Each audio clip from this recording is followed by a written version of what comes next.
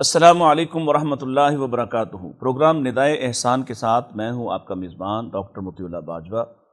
اللہ تعالیٰ کا بے حد اور بے شمار احسان ہے جس نے ہمیں اپنے دین سے منسلک کیا ہے، اور پھر اسی حوالے سے یہ پروگرام بھی الاحسان ٹی وی آپ کی خدمت میں پیش کرتا ہے کہ جس میں نہ صرف ہمارے گھروں کے لیے، ہمارے بچوں کے لیے، اور خاص طور پر ان فتنوں کے مقابلوں میں جو فتنے اس وقت ہمیں اس معاشرے میں درپیش ہیں، ہمارے بچوں کو درپیش ہیں، ان کا علاج کیسے ہو سکتا ہے، ان سے بچا کیسے جا سکتا ہے۔ تو میں آپ کو بھی مبارکباد پیش کرتا ہوں، اور ہماری ٹیم یہ ساری جو الاحسان ٹی وی کی، ان کو بھی مبارکباد پیش کرتا ہوں کہ انہوں نے یہ شاندار پروگرام شروع کیا، اور اس میں ہمارے لیے مزید احسان یہ ہوا کہ ہمارے پاس ملک پاکستان کی نامور شخصیت، بہت ہی شاندار شخصیت، جن کی گفتگو کو لوگ سننا پسند کرتے ہیں، اور جن کا ایک ایک کلپ جو ہے وہ ملین میں لوگ دیکھتے ہیں، اور بلا شبہ اس سے ہدایت اللہ تعالیٰ کی توفیق سے کشید کرتے ہیں۔ میری مراد استاد محترم پروفیسر ڈاکٹر محمد حماد لکھوی، وہ ہمارے ساتھ اسٹوڈیو میں موجود ہیں۔ السلام علیکم۔ جی وعلیکم السلام۔ کیسے ہیں آپ؟ خیریت سے؟ جی اللہ کا شکر۔ ڈاکٹر صاحب، اللہ تعالیٰ نے آپ کو بڑا یہ یوں سمجھیے کہ آپ پر بھی احسان ہے اور معاشرے پر بھی احسان ہے۔ تھرو آؤٹ ہم نے آپ کو دیکھا بہت کلوزلی کہ آپ نے اپنی زندگی ساری قرآن کے لیے وقف کی ہوئی ہے، اور الحمدللہ اللہ تعالیٰ آپ سے وہ کچھ بیان کرواتا ہے جو عام طور پر اسکالر سے بات نہیں بنتی، یا ان کا ابلاغ کا وہ طریقہ جو ہے۔ میں یہ تعریف نہیں کر رہا، میں اصل میں یہ آپ تحسین ہے اللہ تعالیٰ کے احسان پر بھی، اور آپ پر بھی آپ نے ہمیں وقت دیا، بہت شکریہ آپ کا۔ ہم بلا تاخیر شروع کرتے ہیں، چونکہ بات چل رہی تھی سورۃ الفاتحہ سے، اور ہمارے پروگرام کا جو فارمیٹ ہے وہ اس میں پہلا حصہ تفسیر قرآن سے متعلق ہے، اور اس وجہ سے ہے تاکہ لوگوں کے اندر قرآن سیکھنے کا اور قرآن سے متعلق ہونے کا شوق اور رغبت پیدا ہو۔ اور ویسے بھی نبی کریم علیہ السلام کی جو حدیث ہے کہ صبح میں ہی اگر کوئی شخص قرآن سے منسلک ہو جاتا ہے، اس کی 2 آیتیں بھی اگر وہ سیکھ لیتا ہے، پڑھ لیتا ہے، تو اسے 2 سرخ اونٹنیوں کا جو ہے وہ فائدہ ہو جاتا ہے۔ اس اعتبار سے ہم شروع ہی یہاں سے کرتے ہیں۔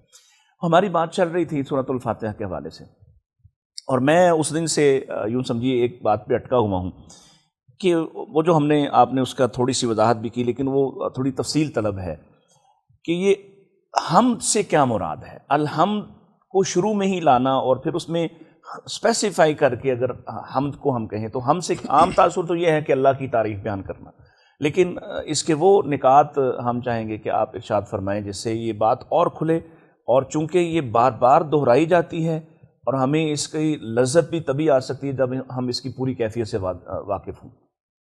بسم اللہ الرحمن الرحیم۔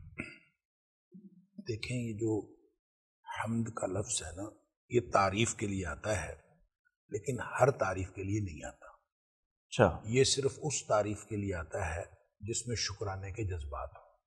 سبحان اللہ۔ اور شکرانے کے جذبات نہ ہوں تو اس کو حمد نہیں کہا جا سکتا، اس کو مدح کہا جا سکتا ہے، کوئی اور لفظ اس کے لیے کیا جا سکتا ہے۔ اچھا، عام طور پر ان دونوں کو پیرالل سمجھا جاتا ہے کہ حمد اور مدح شاید ایک ہی چیز ہے۔ حمد جو ہے وہ صرف وہ ہے جس کے اندر شکرانے کے جذبات ہوں، اور شکرانے کے جذبات آپ کے اس کے لیے ہوتے ہیں جس نے کچھ آپ کو دیا ہو، ٹھیک، اور جس کی نعمت سے آپ مستفید ہو رہے ہوں، اس کے لیے آپ کے ذہن میں، آپ کے دل میں جو جذبات آتے ہیں شکرانے کے، اس کے لیے جو تعریف کی جاتی ہے اس کو حمد کہتے ہیں۔ صحیح۔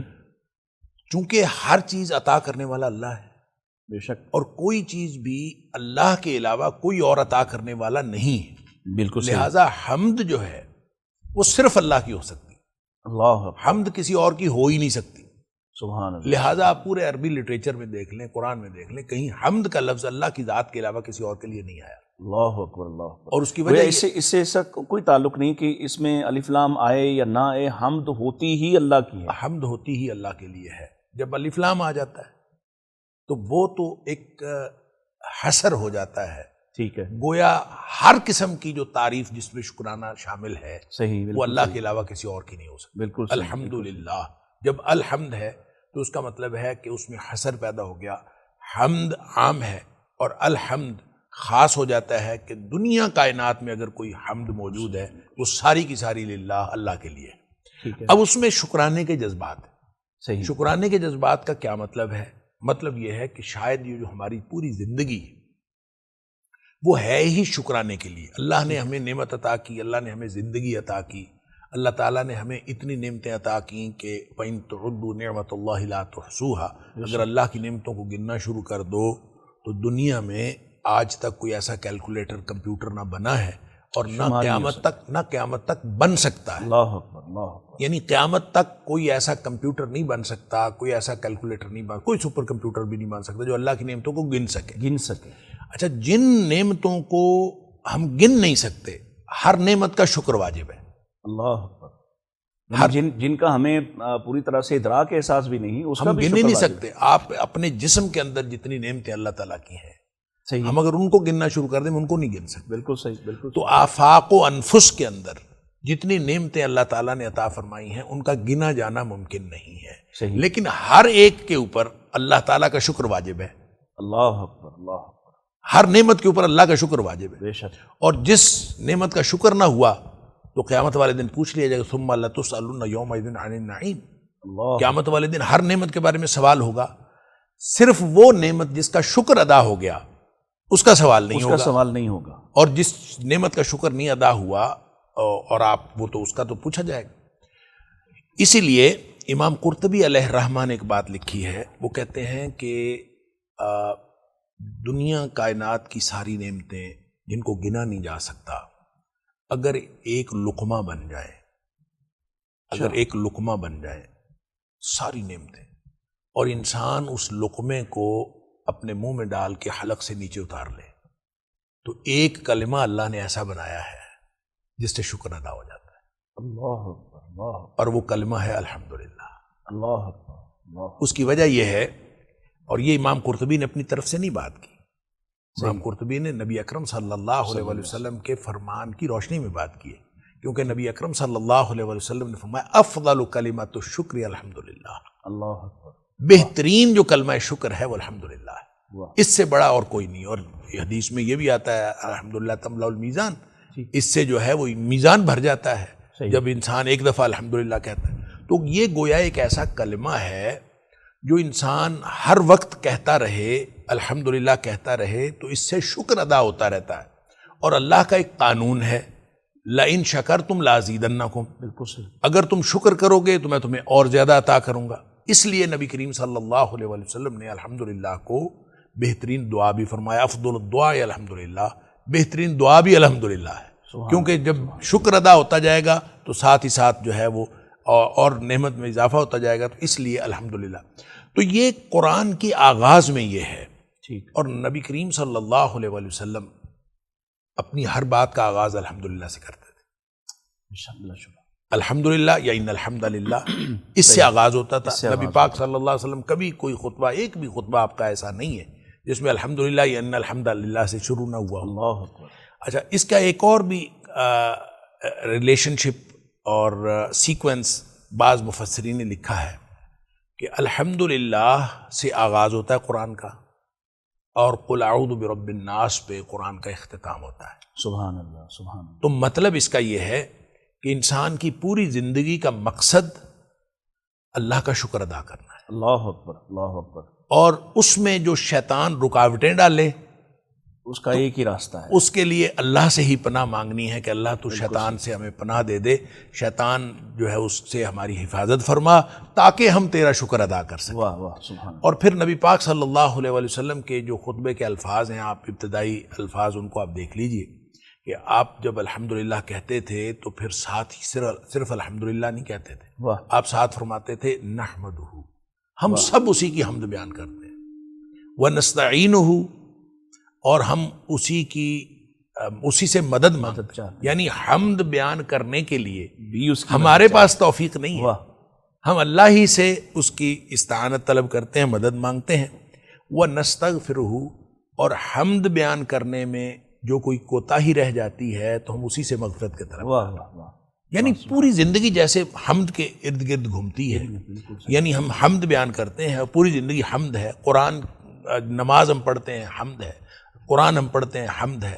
گویا ہم جب بھی اللہ تعالیٰ کا تذکرہ کرتے ہیں، اللہ کا ذکر کرتے ہیں تو وہ حمد ہے. وہ حمد ہے. اور وہ اللہ تعالیٰ کی ایون تسبیح جب آپ بیان کرتے ہیں، سبحان اللہ کہتے ہیں، تو سبحان اللہ اگرچہ وہ عیوب و نقائص سے پاک ہونے کی بات ہے، لیکن یہ بھی لیکن اس میں بھی یہ بات شامل ہے، عیوب و نقائص سے پاک ہونا اس کا سلبی پہلو ہے، صحیح، لیکن اس کا ایجابی پہلو یہ ہے کہ اللہ جہاں سارے عیوب و نقائص سے پاک ہے، وہاں وہ سارے کے سارے خوبیوں کا جو کامل کوئی ایک نمونہ ہو سکتا ہے وہ اللہ تعالیٰ کی ذات، لہذا وہ ساری خوبیوں کا جامع بھی وہ ہے، صحیح، لہذا سبحان اللہ بھی ان سینس حمد ہے، بالکل، کہ جب آپ سبحان اللہ کہتے ہیں اللہ پاک ہے تو یہ اگرچہ تسبیح ہے، اور یہ الگ ایک تسبیح، تحمید، تحلیل، یہ ایک الگ تاثر آپ نے قائم کیا کہ اگر آپ سبحان اللہ کہہ رہے ہیں تو اس سے بھی اصل میں اللہ کی تعریف مراد ہے، اور اگر آپ اللہ اکبر کہہ رہے ہیں تو اس میں بھی اللہ کی تعریف مراد ہے، استغفار کر رہے ہیں، استغفر اللہ کہہ رہے ہیں، گویا آپ اللہ سے معافی بھی مانگ رہے ہیں، تو بھی اصل میں یہ اللہ کی تعریف ہی ہے۔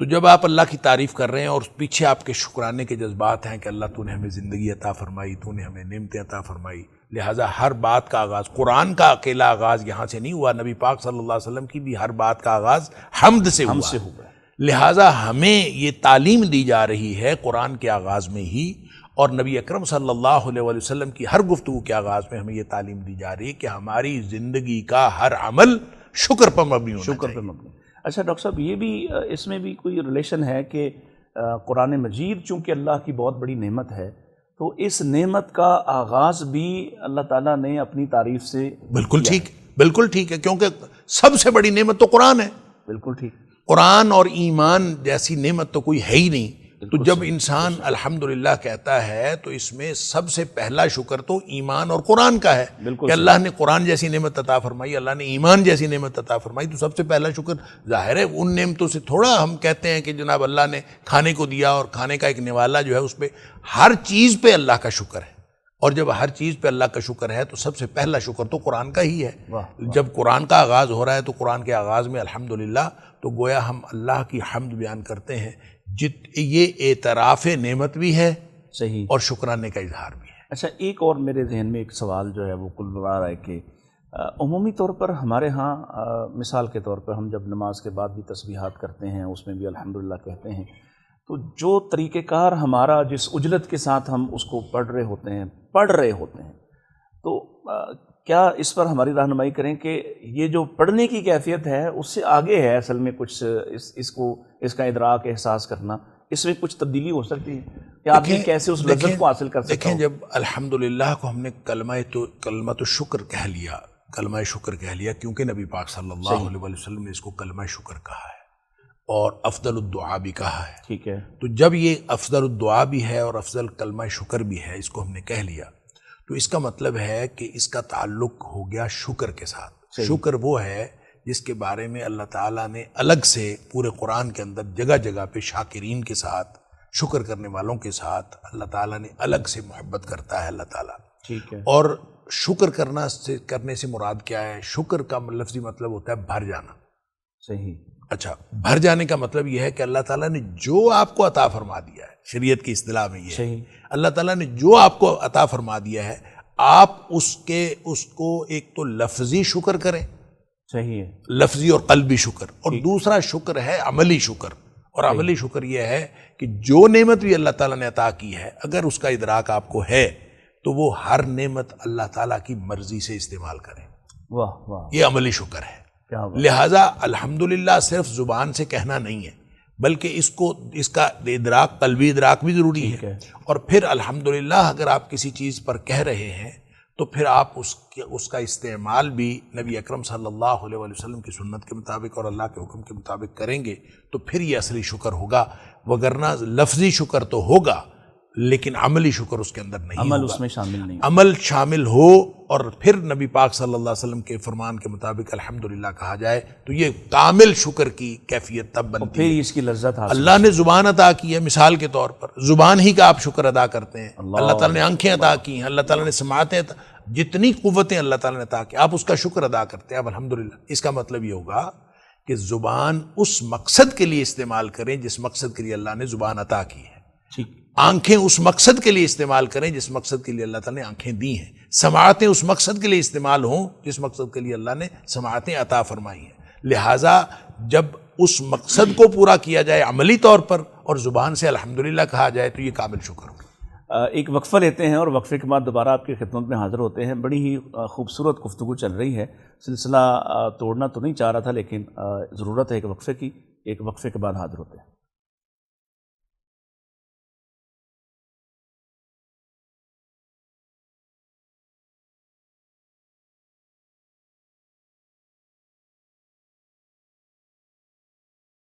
ویلکم بیک ناظرین اکرام. دوبارہ آپ کی خدمت میں حاضر ہیں پروگرام ندائے احسان کے ساتھ. اور بڑی خوبصورت گفتگو چل رہی تھی اور اسی وجہ سے ہم نے تھوڑا سا فارمیٹ میں تبدیلی کرتے ہوئے چاہ رہے ہیں کہ کچھ باتیں مزید آج تفسیر پر ہی ہو جائیں تاکہ اس کا فائدہ ہو، کیونکہ ایک مکمل جملہ الحمدللہ رب العالمین تو اس کی کم از کم آج وضاحت ہو جائے تاکہ ہمیں سیکھنے کا موقع ملے. ڈاکٹر صاحب چونکہ وہ ایک گو میں ہو جائے گا، ہم اسی لیے ہم نے اس کو تھوڑا چینج کر کے اچھا اس میں الحمدللہ اور پھر رب العالمین، عالمین سے کیا مراد ہے؟ کیونکہ عام طور پر اس کے جو معانی ہیں وہ کچھ اور طرح سے لیے جاتے ہیں. ایک تو عالمین ارشاد فرمائیے کہ اس سے کیا مراد ہے، اور پھر عالمین کے ساتھ رب العالمین کا کیا تعلق ہے؟ دیکھیں جو عالم ہے نا، ہم تو دو جہانوں کو جانتے ہیں، ایک صحیح. یہ جہان اور ایک اگلا جہان. بالکل صحیح ہے. تو پھر ہونا چاہیے عالمین. بالکل صحیح، تسنیہ ہونا چاہیے. تو پھر عالمین ہونا چاہیے. قرآن میں رب العالمین ہے. تو یہ عالمین جو ہے یہ جمع ہے، اور عربی زبان میں آپ کو معلوم ہے کہ دو کے لیے تسنیہ استعمال ہوتا ہے اور تین سے زیادہ کے لیے. صحیح تو بالکل. اس کا مطلب ہے جن جہانوں کا اللہ رب ہے وہ جہان ایک نہیں ہے، دو نہیں ہے، بلکہ وہ کئی ہیں. اوکے. اور وہ کون کون سے جہان ہیں؟ ان جہانوں سے مراد ایک آسمان کا جہان ہے، ایک زمین کا جہان ہے، ٹھیک. ایک سمندر کا جہان ہے، ایک مردوں کا جہان ہے، ایک عورتوں کا جہان ہے، اللہ. ایک جانوروں کا جہان ہے، پھر رینگنے والے جانوروں کا جہان ہے، پھر چوپایوں کا جہان ہے، پھر اڑنے والے پرندوں کا جہان ہے، پھر درختوں کا جہان ہے، یہ پھر تو پتھروں کا کاؤنٹلیس جہان ہیں. کاؤنٹلیس ہے. تو جتنے جہان ہیں آپ دیکھیں نا، سب کو پالنے والا وہ ہے. اللہ اکبر. اللہ اکبر. رب کا مطلب ہوتا ہے مالک، رب کا مطلب ہوتا ہے پالنے والا، اور رب کا مطلب ہوتا ہے روزی دینے والا. صحیح. پالنے والا اور روزی دینے والا تقریباً ایک ہی بات ہے. ٹھیک ہے. اور ربا یربی کا معنی عربی میں کہتے ہیں انشاء الشیء حالاً فحالاً الی حد التمام.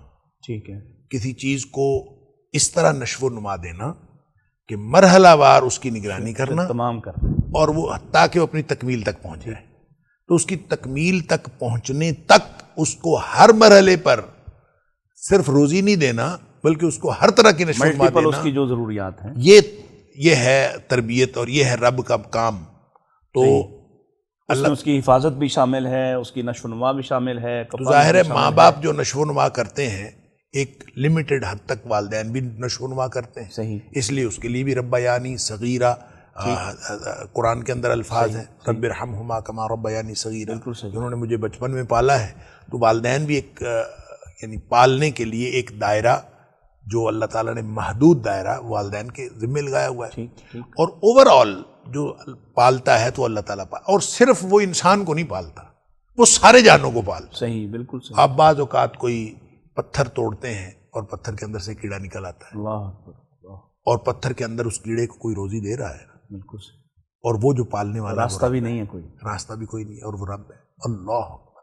اسی طرح بعض لوگ کہتے ہیں کہ یہ جو کوا ہے، یعنی کوے کی مؤنث کوی، تو وہ جب انڈے دیتی ہے اور انڈے سیتی ہے، اس کے اوپر بیٹھتی ہے، اور وہ ظاہر ہے گھونسلہ اوپر ہوتا ہے درختوں سے اوپر کہیں. صحیح. تو اس کے جب بچے نکلتے ہیں تو وہ سفید رنگ کے ہوتے ہیں.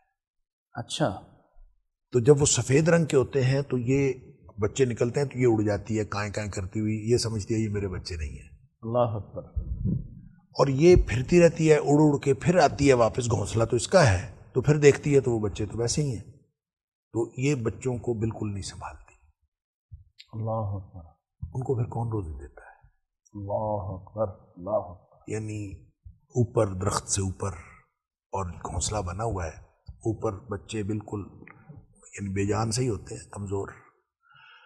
تو لوگ یہ کہتے ہیں کہ پھر وہ بچے جو ہیں جب وہ بھوک سے بلکتے ہیں اور چاں چاں کرتے ہیں تو ان کی یہ جو باچھیں ہیں نا یہ روشن ہوتی ہیں رات کو، اللہ اکبر، اور یہ باچھیں روشن ہوتی ہیں تو اس میں کیڑے پتنگے آتے ہیں، اور جو کیڑے پتنگے آتے ہیں وہ ان کی روزی ہوتی ہے۔ سبحان اللہ۔ اور وہ جتنے دن تک وہ ان کے بال جو ہیں وہ سیاہ نہیں ہو جاتے اتنے دن تک کبھی ان کو پہچانتی نہیں ہے۔ تو جب وہ ان کے بال کالے ہوتے ہیں تب تک وہ پھر بھی روزی ان کو ملتی رہتی ہے۔ تو وہ رب العالمین ہے، اس نے سب کو پالنے کا کوئی نہ کوئی بندوبست تو کرنا ہے اس نے، اور اس نے کیا ہوا ہے۔ اور ہر شخص یہ سمجھتا ہے کہ شاید میں کروں گا تو ہوگا، صحیح، تو یہ اصل میں اس کا بندوبست ہے، اور وہ بندوبست کسی انسان کے ذریعے سے کرے، وہ کسی کے ذریعے سے بھی کرے، بندوبست اس نے کرنا کیونکہ پالنے والا وہ ہے۔ البتہ یہ اس نے ہمارے ذمے لگایا ہے کہ آپ نے کوشش اور محنت کرنی ہے۔ ہمیں جو صلاحیت عطا کی ہے وہ صلاحیت اس لیے عطا کی ہے کہ آپ پازیٹیو وے میں کوشش کرتے رہیں۔ یہ ایک جو بات آپ نے ارشاد فرمائی، کیونکہ بہت سے لوگوں نے اللہ تعالیٰ پہ توکل کا یہ معنی اخذ جو کیا کہ اس سے مراد ہے کہ آپ کچھ بھی نہ کریں تو اللہ تعالیٰ آپ کو پہنچا دے گا، اور جو جیسے بھی ہو آپ کی ایفرٹ اس میں کوئی حیثیت نہیں رکھتی اور پہنچ ہی جاتا ہے، آپ کو مل ہی جاتا ہے۔ کیا یہ درست تصور ہے؟ نہیں، یہ تصور اس لیے درست نہیں ہے کہ اللہ تعالیٰ نے صلاحیت کس لیے دی ہے۔ اللہ تعالیٰ نے صلاحیت آپ کو دی ہے، اور وابتغوا من فضل اللہ، اللہ تعالیٰ نے حکم بھی دیا ہے کہ آپ اللہ کا فضل تلاش کرو، اور اللہ کا فضل تلاش کرنے کا مطلب یہ ہے حلال روزی کے لیے کوشش کرو، یعنی حلال ذرائع استعمال کرو۔ اب روزی تو اتنی ملنی ہے جو اللہ تعالیٰ نے دینی ہے۔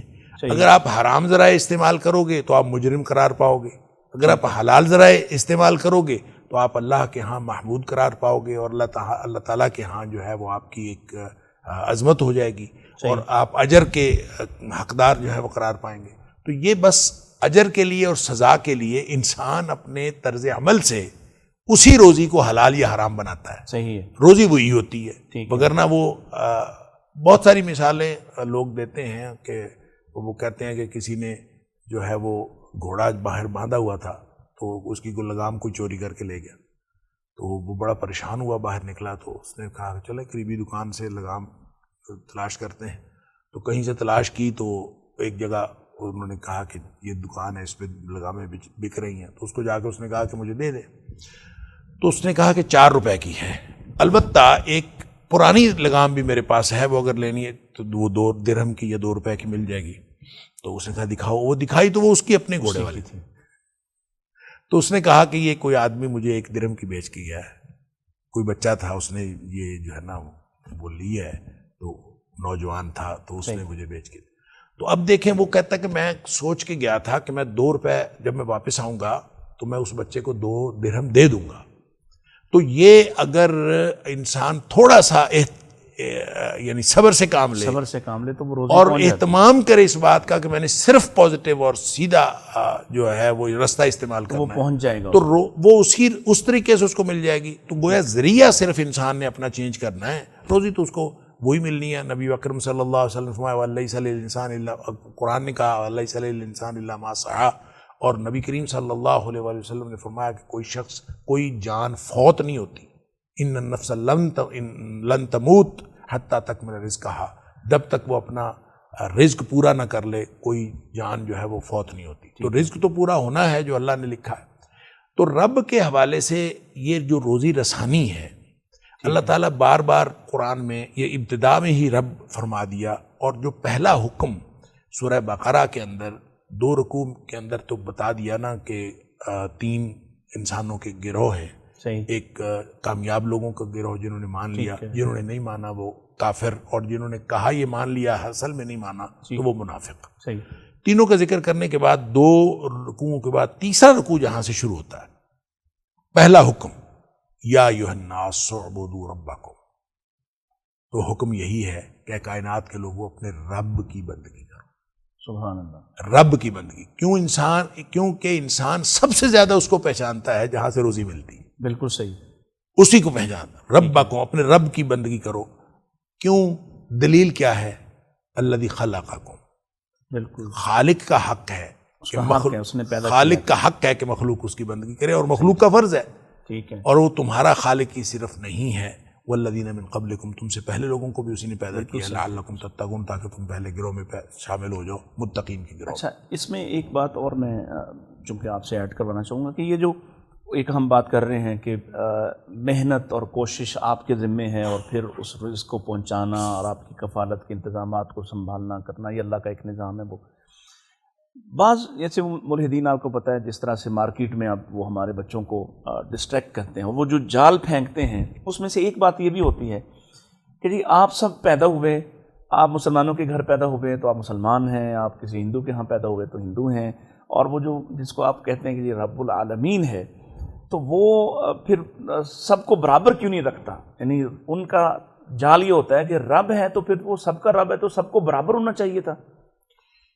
یقیناً سب کا رب ہے، اسی لیے سب کو روزی دے رہا ہے، اللہ اکبر، کافروں کو بھی دے رہا ہے، مشرکوں کو بھی دے رہا صحیح ہے، ماننے والوں کو بھی دے رہا ہے، نہ ماننے والوں کو، بلکہ ان کو لگتا ان کو زیادہ دے رہا ہے، سب کو روزی دے، سب کا رب ہے، سب کو پالنے والا ہے، سارے جہانوں کا رب ہے۔ ٹھیک، مسئلہ یہ ہے کہ جن کو رب کے بارے میں خبر مل گئی صحیح، اور پھر وہ رب کو نہیں مانتے، وہ مجرم ہے۔ وہ مجرم ہے۔ جن کو رب کے بارے میں خبر نہیں ملی، کوئی کسی بھی کے بھی گھر پیدا ہوا ہو، صحیح، جس کو یہ خبر نہیں ملی، رب کے بارے میں خبر نہیں ملی، تو کوئی اطلاع نہیں ہوئی اور ایمان کیا ہے، اسلام کیا ہے، مجھے کیا کرنا چاہیے، زندگی کا مقصد کیا ہے، میں اس دنیا میں کیوں آیا ہوں، میں نے کہاں جانا ہے، اس کو زندگی کے مقاصد کا علم ہی نہیں ہوا، ٹھیک، اور وہ شخص ساری زندگی اس بات سے جاہل رہا، اس کو نہیں علم نہیں ہوا، اس کو اللہ تعالیٰ پکڑ نہیں کرے گا۔ اچھا، کیونکہ یہ جو دنیا والوں کا قانون ہے نا کہ ignorance of law is no excuse، ٹھیک، اللہ کا قانون یہ نہیں ہے، ٹھیک، اللہ کا قانون یہ ہے کہ ignorance of law is excuse۔ ٹھیک، اگر کسی کو نہیں پتا تو وہ اللہ پکڑ نہیں کرتا، صحیح، اور وہ صرف پکڑ۔ آپ کی بات کا ڈاکٹر صاحب یہ کیا مفہوم لیا جا سکتا ہے کہ جن لوگوں تک کوئی ایسی دنیا، کوئی ایسا خطہ، کوئی ایسا جزیرہ جہاں انسان بستے ہوں اور انہیں حقیقی معبود اور رب کی پہچان ہی نہ ہو سکی ہو، ان کو اس لیے چھوڑ دیا جائے گا کہ ان کے پاس علم نہیں پہنچا؟ بالکل چھوڑ دیا جائے گا، اگر ان کے پاس واقعتاً نہیں پہنچا تو ان کو چھوڑ دیا اگر وہ کسی اور معبود کو اپنا معبود بنائے بیٹھے ہیں، پھر وہ جو مرضی کیے بیٹھے ہیں، اگر ان کو کسی نے معبود حقیقی کا پتہ بتایا ہی نہیں، کیا یہ ممکن ہے؟ ہاں، یہ اب بات ہے کہ کیا یہ ممکن ہے۔ پچھلے ادوار میں تو ممکن ہو سکتا ہے، لیکن آج کے دور میں ممکن نہیں ہے۔ اور نبی کریم صلی اللہ علیہ وسلم نے فرمایا کہ جو روشنی میں لے کے آیا ہوں یہ ہر جگہ پہنچ جائے گی، اور ہر جگہ پہنچ جائے گی، اور ہر کچے مکان والے اور ہر جھونپڑی میں ہر جگہ داخل ہو جائے گی۔ سبحان اللہ۔ تو نبی کریم صلی اللہ علیہ وسلم کا فرمان اب جو یہ سوشل میڈیا اور یہ مختلف چیزیں جو انٹرنیٹ اور اس کے ذریعے سے جو پہنچ رہی ہیں، تو اس کا سب سے زیادہ فائدہ جو ہے وہ دین اسلام کو ہوا ہے کہ دین اسلام ہر جگہ پہ پہنچ رہا ہے۔ کفر تو ہر جگہ پہ پہلے ہی تھا، ٹھیک ہے، تو یہ دین اسلام کا پیغام ہر جگہ پہ پہنچ رہا ہے۔ اب کوئی شخص جو ہے یہ بہانہ نہیں بنا سکتا کہ میرے تک پیغام نہیں پہنچا، لیکن اگر کوئی پیغام پہنچا نہ ہو، کسی جگہ ایسا ہو، تو اس شخص کا کوئی قصور نہیں ہے، پھر اللہ ان کو پکڑے گا جو اس دور کے پیغام پہنچانے والے تھے، ٹھیک ہے، اس کی جگہ وہ پکڑے جائیں گے، پیغام پہنچانے والے پکڑے جائیں گے جنہوں نے پیغام پہنچانا تھا اور انہوں نے نہیں پہنچایا۔ اسی سے متعلق مزید ایک سوال، یاجوج اور ماجوج بھی انسانی حیثیت میں ہیں؟ بالکل انسانی حیثیت، ان تک بھی دین کا پیغام پہنچا ہوا ہے؟ اب یہ جو ہے یاجوج ماجوج، چونکہ اللہ تعالیٰ نے ان کو الگ رکھا ہوا ہے، ٹھیک، اور بالکل وہ الگ ہیں، اور ان تک وہ کیسی قوم ہے اور کیوں ان کو الگ رکھا گیا ہے، اور وہ اس کے بعد ان کو آج تک جو ہے وہ ان کا دنیا کے ساتھ تعلق نہیں ہے، اور وہ قرب قیامت وہ باہر نکلیں گے۔ اس لیے ہم یہ نہیں کہہ سکتے کہ ان تک پیغام جو ہے وہ کسی نے اب نہیں پہنچایا۔ وہ انسانوں کے لیے ایک آزمائش بھی ہیں، لیکن اس کا جو جس وقت انسانوں کے لیے آزمائش ہے یقیناً، لیکن جب اللہ تعالیٰ نے قرآن میں ان کا ذکر کیا ہے تو ظاہر ہے اس میں ذوالقرنین وہاں پہ پہنچا، اور ذوالقرنین نے ان کے درمیان جو ہے وہ کر دی دیوار کھڑی کر دی تھی۔ تو اب یہ ہو نہیں سکتا کہ وہ سارے کے سارے جب جہنم میں جانے ہیں تو ان کو پیغام نہ پہنچا ہو، یہ ممکن نہیں ہے۔ ان کو پیغام ذوالقرنین نے پہنچایا ہو یا اس سے پہلے کسی شخص سے پہلے پہنچا ہو، اس ان تک پیغام ضرور پہنچا ہوگا، اور وہ لوگ جو ہیں وہ فساد پھیلانے والے تھے، اور ذوالقرنین کے دور میں اللہ تعالیٰ نے ان کی دیوار کروا دی، اور وہ بہرحال دنیا میں کہاں روپوش ہیں اللہ کو معلوم ہے، اور یہ قرب قیامت باہر نکلیں گے، اس کی بہت ساری احادیث ہیں، اور جب یہ باہر نکلیں گے اور دنیا کے اندر ایک دفعہ پھر فساد پھیلائیں گے، اور پھر ان کے فساد کے بعد پھر ایک امن ہوگا، تو یہ کہ ان کو جب بخاری شریف کی حدیث ہے کہ جب نبی پاک صلی اللہ علیہ وآلہ وسلم نے فرمایا کہ آدم علیہ السلام کو کہا جائے گا کہ ہر 1000 میں سے 999 جو ہے جہنم کے لیے نکالنا، بالکل صحیح، بالکل، اور یہ وہ وقت ہوگا جب حمل والیوں کے حمل گر جائیں گے اور لوگ جو ہیں وہ بالکل عجیب و غریب کیفیتیں پیدا ہو جائیں گی، تو اس وقت پھر صحابہ کرام بھی پریشان ہو گئے، تو پھر نبی کریم صلی اللہ علیہ وسلم نے فرمایا کہ وہ 999 جو ہیں وہ ان میں سے ہوں، یاجوج ماجوج میں سے ہوں گے، اور ایک باقی لوگوں میں سے، باقی حضرت آدم علیہ السلام کی باقی امت میں سے ہوگا، اور اس میں سے پھر نبی کریم صلی اللہ علیہ وآلہ وسلم نے مزید خوشخبری بتائی، آپ نے فرمایا کہ باقی امتوں کے مقابلے میں، یعنی جو امت محمدیہ ہے صلی اللہ علیہ وآلہ وسلم، یہ 1/4 ہوگی، پھر آپ نے فرمایا نہیں تم 1/3 ہوگے، پھر آپ نے فرمایا نہیں تم نصف ہوگے، گویا نصف جنتی جو ہے وہ نبی پاک صلی اللہ علیہ وسلم کے امتی ہوں گے، اور باقی نصف جو ہیں وہ باقی ساری امتوں کے ہوں گے۔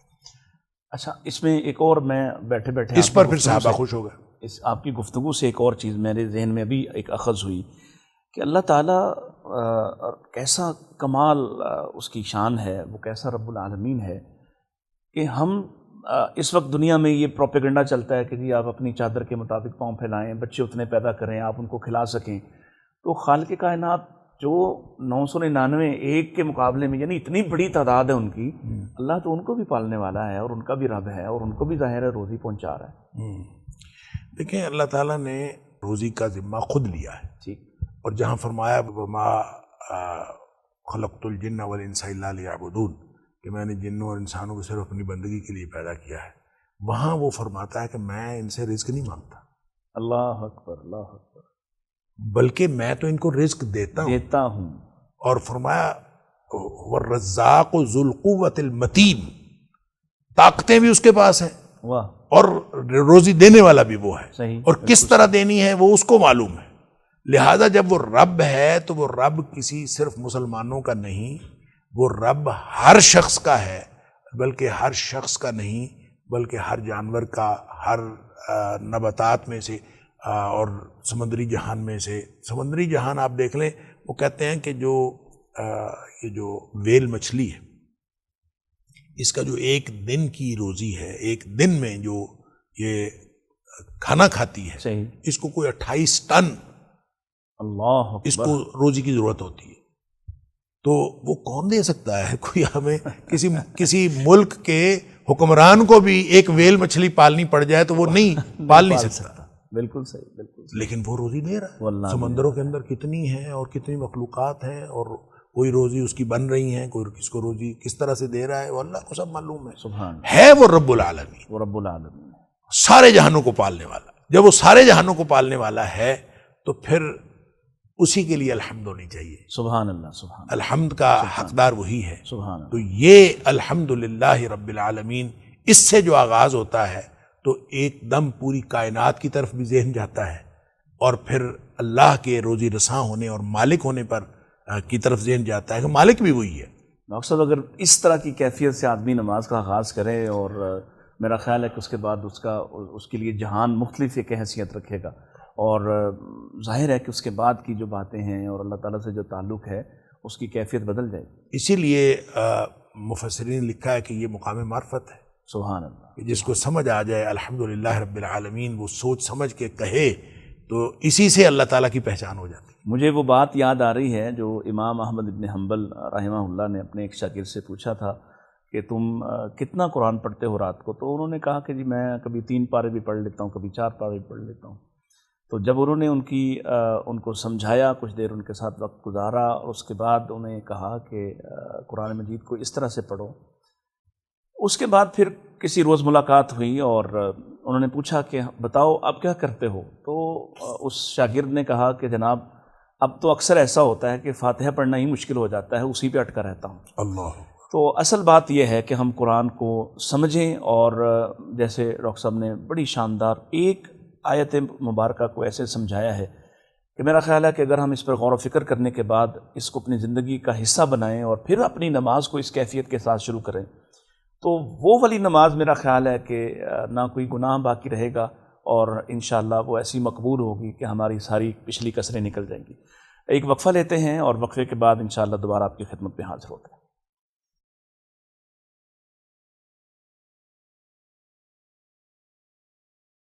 ویلکم بیک ناظرین کرام، پروگرام ندائے احسان میں ایک دفعہ دوبارہ آپ کی خدمت میں حاضر ہیں، اور استاد محترم سے بات چل رہی ہے۔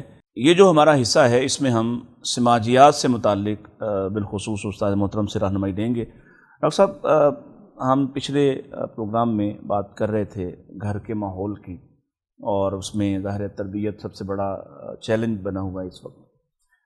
تو آپ نہیں سمجھتے کہ سب سے پہلے جو تربیت جس کی سب سے زیادہ ضرورت ہے وہ تو میاں بیوی کو ہے، ان کا جو باہمی تعلق ہے اس سے آغاز ہوتا ہے گھر کی تربیت کا یا گھر کے ماحول کا؟ بالکل اسی سے دیکھیں، یونٹ جو بنیادی یونٹ بنتا ہے وہ خاندان کا، جب میاں بیوی بنتے ہیں اور ایک مرد اور ایک عورت کی یا ایک لڑکے اور لڑکی کی شادی ہوتی ہے تو ایک نیا یونٹ بنتا ہے۔ ٹھیک ہے۔ اور وہ یونٹ جس طرح کی تربیت لے کے آیا ہوگا یا جس طرح کی انہوں نے اپنے والدین کے ہاں اپنے والدین کے ہاں تربیت پائی ہوگی، ظاہر ہے اسی کا عکس جو ہے وہ آگے جو اپنے بچوں کی تربیت کریں گے اسی کے اوپر ہوگا۔ اور لہٰذا جو ہر والدین کو چاہیے، یہ تو ایک لڑی ہے، ایک سلسلہ ہے، ٹھیک ہے، ہر والدین اپنے بچوں کی تربیت اس طرح سے کریں کہ وہ ذمہ دار والدین بھی بنے۔ صحیح۔ یعنی جو وہ صرف ذمہ دار بچے ہی نہیں بنانا ان کو، بلکہ ذمہ دار والدین بھی بنانا ہے۔ اپنے وقت پہ آ کے انہوں نے ذمہ دار والدین بننا ہے۔ صحیح۔ تو اس ذمہ داری کو سامنے رکھتے ہوئے بھی ان کی تربیت کی ضرورت ہے۔ اور خاص طور پہ پاکستانی معاشرے کے اندر تو میں یہ سمجھتا ہوں کہ اس تربیت کی تو بہت ہی زیادہ کمی ہے کہ جب بچے جو ہیں وہ شادی کرتے ہیں تو شادی کرنے سے پہلے ان کو بالکل یہ احساس تک نہیں ہوتا، بچی کو احساس تک نہیں ہوتا میری ذمہ داریاں کیا ہیں۔ صحیح۔ خاص طور پہ، اور جو لڑکا ہے اس کو بھی بہت زیادہ احساس نہیں ہوتا اس بات کا کہ میری ذمہ داریاں کیا ہیں۔ لہٰذا بہت سارے کانفلکٹس جو ہیں اس وجہ سے بھی ہوتے ہیں کہ ان کو اپنی ذمہ داری کا احساس نہیں ہوتا۔ دیکھیں ملائیشیا وغیرہ میں، انڈونیشیا وغیرہ میں انہوں نے تو یہ ایک باقاعدہ کورس رکھا ہوا ہے۔ اچھا۔ اور جب تک وہ کورس نہیں بچے کر لیتے اس وقت تک وہ ان کو شادی نہیں کرنے دیتے۔ یس۔ اور وہ باقاعدہ ان کا ایک کورس ہے۔ ٹھیک۔ اور کورس کرنے کے بعد پھر وہ شادی کرتے ہیں۔ صحیح ہے۔ تاکہ وہ ان کو پوری ذمہ داریوں کا احساس ہو، ایک دوسرے کے ساتھ حقوق و فرائض کا حقوق و فرائض کا علم ہو، اور پھر اس کے بعد وہ شادی کریں۔ ہمارے ہاں چونکہ اس کو مشرقی معاشرہ کہہ کے بہت ساری چیزیں اگنور کر دی جاتی ہیں، اور خاص طور پر مائیں جو ہیں وہ اپنی بچیوں کو نہیں بتاتی۔ یہ ہمارے لیے ہرڈل بنا دی گئی ہے کہ مشرقی معاشرہ ہے تو مشرقی معاشرہ نہیں بتانا، جو سمجھانے والی وہ بھی نہ سمجھائے، اور خاص طور پہ جن کی مائیں ہوتی ہیں وہ تو کچھ نہ کچھ پھر بھی سمجھا جاتی ہیں۔ جن کی مائیں اس دنیا سے چلی گئی ہیں یا کوئی مسئلہ ہے تو ان کی بڑی بہنیں بھی نہیں سمجھاتی ہیں۔ اور کسی چیز کا اکثر ہمارے جو خاص طور پہ مذہبی خاندان ہیں اور اس طرح کے خاندان ہیں جس میں بہت زیادہ باہر کی دنیا کے ساتھ بچیوں کا انٹریکشن نہیں ہوتا، تو وہ عام طور پہ اس تعلق کی بنیاد کو ہی سمجھنے سے قاصر ہوتی ہیں۔ صحیح۔ یہی وجہ ہے کہ جب پھر شادی ہوتی ہے پھر بہت سارے کانفلکٹس کھڑے ہو جاتے ہیں، جھگڑے کھڑے ہو جاتے ہیں، اور ان جھگڑوں کو جب وہ جھگڑے اپنا اثر دکھا چکے ہوتے ہیں، صحیح، اور اس کا جو بھی نتیجہ نکلنا ہوتا ہے وہ نتیجہ نکل چکا ہوتا ہے، اس کے بعد لڑکے یا لڑکی کو احساس ہوتا ہے کہ میری تو ذمہ داری یہ تھی اور یہ میں، تو اس کی تربیت پہلے دینا ضروری ہے۔ اور میں سمجھتا ہوں کہ پاکستان کے اندر میں نے کئی دفعہ مختلف ٹی وی چینلز پہ یہ تجویز دی ہے کہ پاکستان میں یہ قانون بنانا چاہیے، ایک میرٹل جو یعنی ریلیشن شپ ہے، جو شادی شدہ زندگی ہے، اس کے بارے میں ایک چھوٹا سا کوئی کورس رکھنا چاہیے، اور وہ کورس جو ہے وہ لازمی کرنا چاہیے لڑکے کے اوپر بھی لڑکی کے اوپر بھی۔ اس کے بعد پھر شادی ہونی چاہیے، یہ تاکہ یہ ان کی بہت زیادہ جو ہے وہ، یا پاکستان میں اب دیکھیں ڈائیورس ریٹ جو ہے بہت زیادہ بڑھ گیا ہے، جی بالکل، لہٰذا اس کو روکنے کے لیے ضروری ہے کہ ان دونوں کی تربیت کی جائے۔ ٹھیک ہے۔ بچوں کی تربیت تو اگلا معاملہ ہے، تو آپ پہلے جو والدین بن رہے ہیں ان کی تربیت تو کریں۔ اچھا، ایک پہلو تو آپ نے یہ ذکر کیا کہ وہ خاندان جن کی بچیوں کا بیرونی دنیا سے اس طرح سے رابطہ نہیں ہوتا، ان کا وہ ویژن نہیں بن پاتا یا ان کی وہ اس طرح سے انٹریکشن نہیں ہوتا، ان کے ہاں مسائل ہوتے ہیں. لیکن ہمارے نوٹس میں تو یہ بات بھی زیادہ موجود ہے کہ جن بچیوں نے یونیورسٹیز میں پڑھا ہوتا ہے یا بیرونی دنیا سے زیادہ تعلق ہوتا ہے، جابز کرتی ہیں، وہ بھی اپنے شوہر کو اس طرح سے تسلیم کرنے کو تیار نہیں ہوتی اور ایک شروع سے ہی ایک کشمکش شروع ہو جاتی ہے. دیکھیں بالکل دو ایکسٹریمز ہیں. یعنی ایک ایکسٹریم تو یہ ہے کہ ان کو پتہ ہی کچھ نہیں ہوتا. صحیح. ایک ایکسٹریم یہ ہوتی ہے کہ وہ سمجھتے ہیں سارے حقوق میرے ہیں. ٹھیک. لڑکی سمجھتی ہے کہ سارے حقوق میرے ہیں، لڑکا سمجھتا ہے سارے حقوق میرے ہیں. صحیح. اور یہ اتنا بڑا یعنی گیپ ہے، اور وہ بھی تربیت کی کمی ہے. دونوں کی اگر تربیت کر دی جائے اور دونوں کے حقوق و فرائض کا دائرہ ان کو بتا دیا جائے تو پھر اس میں بہت سارے معاملات ہیں جو حل ہو سکتے ہیں. دیکھیں خاص طور پہ یہ اس وقت ہوتا ہے جب کلچر ڈیفرنٹ ہو. صحیح. مختلف کلچر کے لوگ ہوتے ہیں، اور مثلا کسی کی شادی جو ہے وہ پاکستان سے باہر ہو رہی ہے، لڑکی پاکستان کی ہے، لڑکا جو ہے وہ کسی باہر کے ملک کا ہے، یا لڑکی باہر کے ملک کی ہے، لڑکا پاکستان کا ہے. تو جب کلچر ڈیفرنٹ ہوتے ہیں تو ان میں ایک دوسرے کو سمجھنے کے لیے تو بہت ہی وقت لگتا ہے. ٹھیک ہے. اور ان بچوں کی ان شادی سے پہلے والدین کے ذریعے سے ان کی تربیت اور زیادہ ضروری ہے. صحیح. کہ ان کو سمجھایا جائے کہ کلچرل ڈیفرنس جو ہے وہ کس طرح سے اثر انداز ہوتے ہیں، اور باہمی طور پر ان کو ہم آہنگی پیدا کرنے کے لیے کون کون سا پہلو جو ہے وہ اختیار کرنا پڑے گا.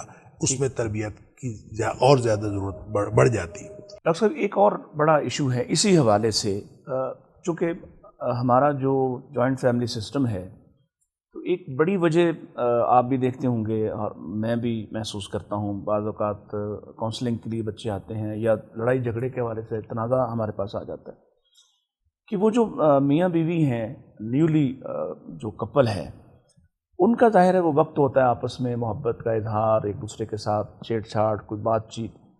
ہمارے ہاں اس کو بہت ہی معیوب سمجھا جاتا ہے. آپ سمجھتے ہیں کہ اس کا کوئی دینی طور پر کوئی رستہ ہے کہ کیا ایک شخص اپنی بیوی سے اپنی محبت کا اظہار کر بیٹھے تو یہ معاشرے کے اندر یا خاندانوں کے اندر اتنا معیوب کیوں سمجھا جاتا ہے؟ دیکھیں بیوی سے محبت کا اظہار تو نہ صرف جائز ہے بلکہ ضروری ہے. جی. لیکن وہ معاشرے کے سامنے نہیں ہے. یہاں ہمارے ہاں بڑی عجیب و غریب روایات شروع ہو گئی ہیں. خاص طور پر نکاح کے موقع پر درمیان میں ایک پھولوں کی دیوار بنا دی جاتی ہے، اور ایک طرف لڑکی کو بٹھا دیا جاتا ہے، ایک طرف لڑکا. اور جو ہی نکاح مکمل ہوتا ہے، لڑکا اٹھ کے جو ہے وہ ساری دنیا کے سامنے وہ اپنی بیوی کو حگ کرتا ہے یا اس کو کس کرتا ہے، اور ساری دنیا دیکھ رہی ہوتی ہے. اور یہ بے حیائی ہے. یہ مشابہت بھی ہے کسی سے. ہاں جی، یہ بے حیائی بھی ہے، اور یہ ان لوگوں سے مشابہت بھی ہے جن لوگوں کو حیا اور بے حیائی کی حدود کا علم نہیں. ٹھیک. تو اس لیے محبت کرنے کا یہ مطلب نہیں ہے. صحیح ہے.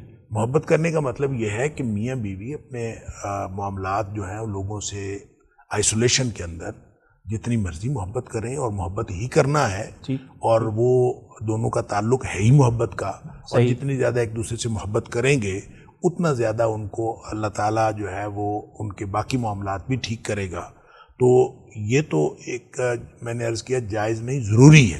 لیکن اس کو بے حیائی نہ بنایا جائے لوگوں کے سامنے. دیکھیں ہمارے آباء و اجداد جو تھے، ہم نے دیکھا کہ وہ بہت سارے لوگ جو ہے اس قدر احتیاط کرتے تھے کہ جس چارپائی کے اوپر شوہر بیٹھا ہوتا تھا، خاتون اس کی جو بیوی ہے وہ اس چارپائی پر ہی بیٹھتی تھی لوگوں کے سامنے، تاکہ لوگ جو ہیں دیکھنے والے، مجھے یاد ہے کہ جب یہ ڈبل بیڈ آیا ہے، اس سے پہلے تو سنگل بیڈ ہوتے تھے، تو ڈبل بیڈ آیا ہے تو بہت سارے خاندان ایسے تھے جو وہ کہتے تھے ڈبل بیڈ بے حیائی ہے.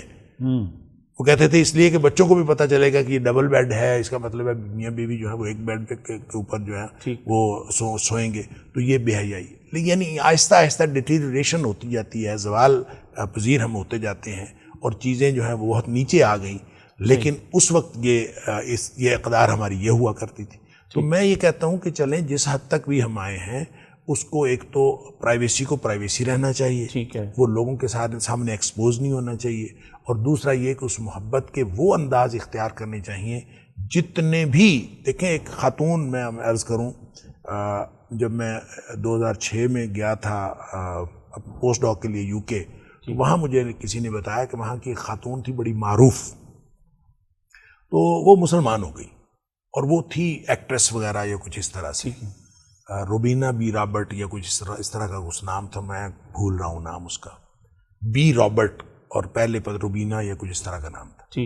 تو وہ بڑی معروف خاتون تھی. وہ کہتی جو ہی مسلمان ہوئی تو اس نے اپنے سارے جو اس کی ڈریسنگ تھی جو وہ لوگوں کے سامنے کرتی تھی، وہ سارے ڈریسز جو ہیں جلا دیے. اچھا. ہاں، اس نے وہ ظاہر ہے کہ وہ غیر اسلامی ڈریسز تھے اور اس نے وہ سارے جلا دیے. پھر اس نے ظاہر ہے اس نے اپنے آپ کو کور کر لیا اور اس طرح سے پھر بعد میں اس کی شادی ہو گئی. اچھا. جب شادی ہوئی ایک مسلمان سے تو پھر اس نے بیان دیا یہ باقاعدہ، اس نے کہا مجھے اب پتہ چلا ہے کہ وہ سارے کپڑے جو میں نے جلائے تھے وہ اصل میں میرے شوہر کے لیے تھے. واہ. وہ آج اگر کپڑے میرے پاس موجود ہوتے تو میں اپنے شوہر کے لیے استعمال کرتی. تو مجھے جلانا نہیں چاہیے تھا بلکہ وہ اپنے شوہر کے لیے وہ کپڑے رکھ لینا چاہیے. یہ ہے اصل میں مسئلہ جو اسلام کا حکم ہے، وہ یہ ہے کہ آپ وہ ساری جو سارے شوق پورے کریں لیکن اپنے شوہر کے سامنے کریں اور اپنی پرائیویسی کے اندر کریں، لوگوں کے سامنے نہ کریں. ناظرین کرام، پروگرام کا وقت ختم ہوا چاہتا ہے اور میں ایک آخری بات عرض کیے دیتا ہوں کہ بہت سے لوگ نبی کریم صلی اللہ علیہ وسلم کے اس اظہار محبت کو لے کر یہ سمجھتے ہیں کہ شاید انہیں اپنی بیویوں سے یا اپنے شوہروں سے لوگوں کے سامنے اظہار کرنا اور ہاتھوں میں ہاتھ ڈال کے یا ایک دوسرے کے سامنے لوگوں کے سامنے جو ہے وہ بوسہ دینا شاید کوئی محبت کی علامت ہے. حالانکہ رسول اکرم صلی اللہ علیہ وسلم نے وہاں صرف اظہار کیا ہے، اور ظاہر ہے کہ آپ اگر اظہار کرتے ہیں، بیوی اپنے سہیلیوں میں بیٹھ کے اظہار کرے کہ مجھے اپنے شوہر سے محبت ہے تو اس میں کوئی حرج نہیں، اور مرد اپنے متعلقین کے ساتھ بیٹھ کے اگر یہ کہے کہ مجھے اپنی بیوی سے محبت ہے تو اس میں کوئی حرج نہیں. لیکن جو تربیت کی بات ڈاکٹر صاحب فرما رہے تھے اور جو ہمیں چیلنج درپیش ہے کہ بچوں کے سامنے اور خاندان کے سامنے اس طرح کی چیزیں سامنے لانا، یہاں سے وہ خرابی کا آغاز ہوتا ہے جو بعد میں پھر کنٹرول نہیں ہوتی. انشاءاللہ ایک نئے موضوع کے ساتھ اگلے پروگرام میں آپ کی خدمت میں دوبارہ حاضر ہوتے ہیں. اجازت دیجیے. اللہ حافظ.